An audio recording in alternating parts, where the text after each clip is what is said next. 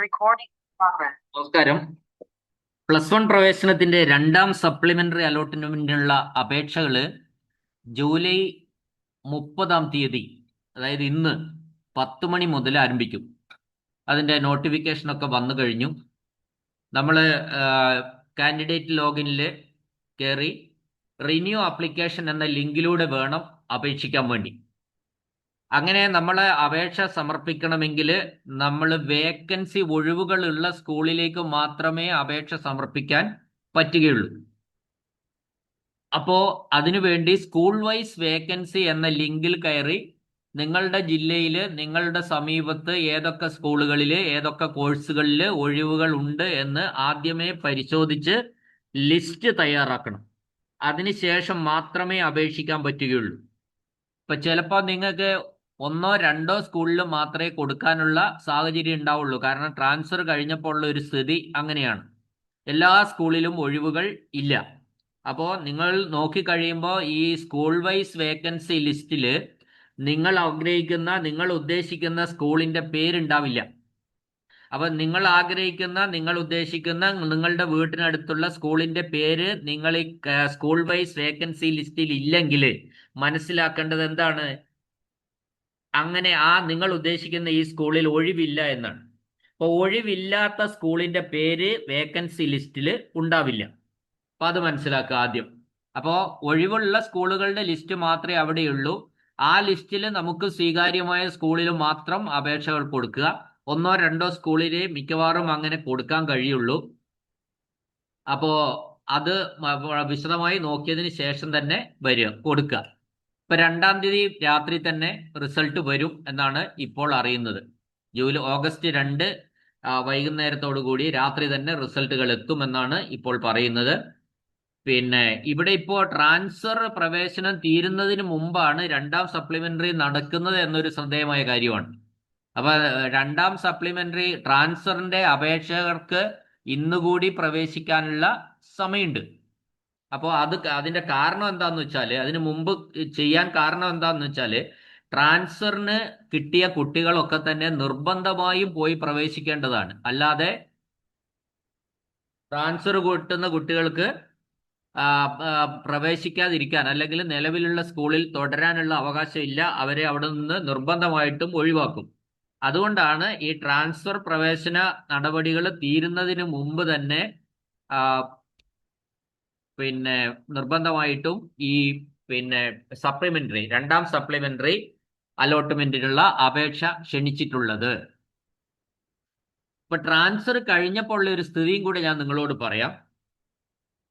Transfer കഴിഞ്ഞപ്പോഴുള്ള സ്ഥിതി, മിക്കവാറും സ്കൂളുകളിൽ 1-2 വേക്കൻസി, 3, 4, 5, 6, 7 ഒക്കെ വേക്കൻസി ഉണ്ടായിരുന്ന എല്ലാ സ്കൂളും ഫില്ലായി. ഈ ഒഴിവുകള് ചില ഭാഗങ്ങളിൽ, ചില സ്കൂളുകളിൽ മാത്രമായി ഒഴിവുകൾ നിലനിൽക്കുകയാണ് ഇപ്പോ.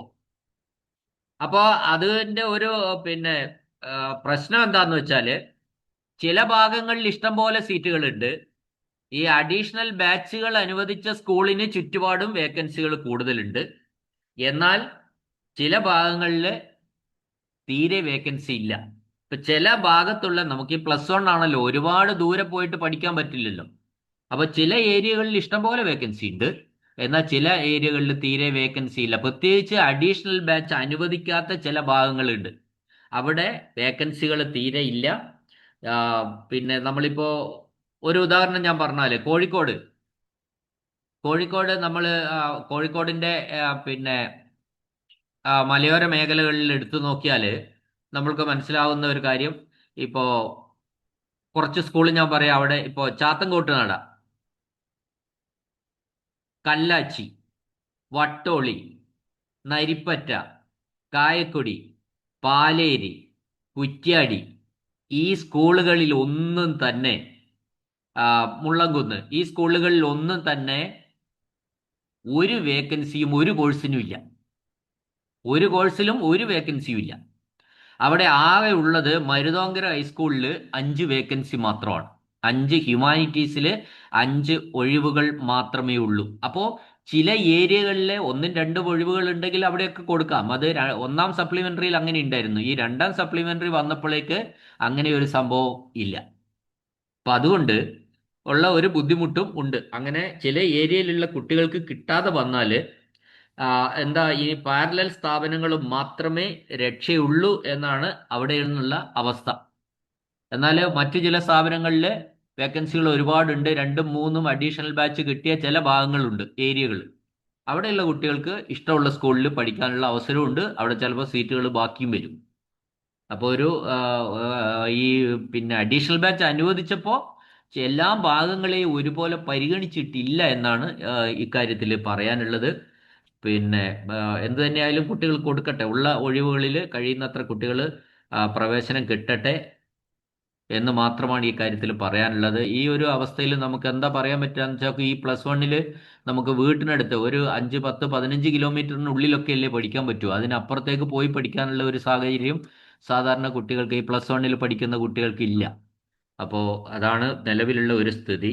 ഈ സ്ഥിതിയിൽ ഈ ഈ സാഹചര്യം ഉൾക്കൊണ്ടിട്ട് കുട്ടികൾ അപേക്ഷ കൊടുക്കുക, അത് മാത്രമേ മുമ്പിൽ വഴിയുള്ളൂ. ഇനി ഇല്ല എങ്കിലും മാത്രം നമുക്ക് പാരലൽ സ്ഥാപനങ്ങളെ ആശ്രയിച്ച് പഠിക്കാം.